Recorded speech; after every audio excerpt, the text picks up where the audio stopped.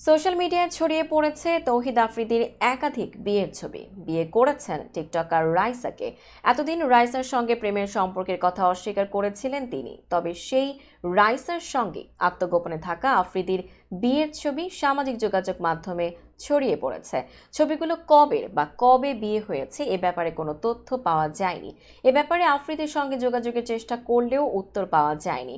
এ বিষয়ে আফ্রিদির ঘনিষ্ঠ মহলের বরাতে জানা গেছে, আফ্রিদির নামে বর্তমানে মামলা রয়েছে। এছাড়াও সরকার পতনের পর বিতর্কিত বেশ কিছু ইস্যুকে কেন্দ্র করে বিয়ের বিষয়টি গোপন রাখতে চাচ্ছেন তিনি, যে কারণে বিয়ের পুরো আয়োজনটি ঘরোয়াভাবেই সম্পন্ন হয়েছে, যেখানে আত্মীয় স্বজন বাদে কাউকেই রাখা হয়নি।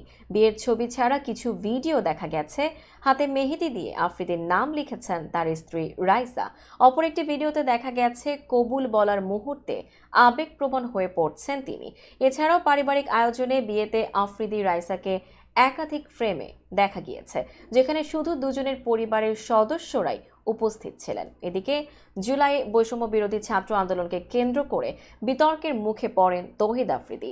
এরপর সেপ্টেম্বরে আফ্রিদি ও তার বাবা মাই টিভির মালিক নাসির উদ্দিন সাথী সহ 25 জনের বিরুদ্ধে হত্যা মামলা দায়ের করা হয় যাত্রাবাড়ি থানায়।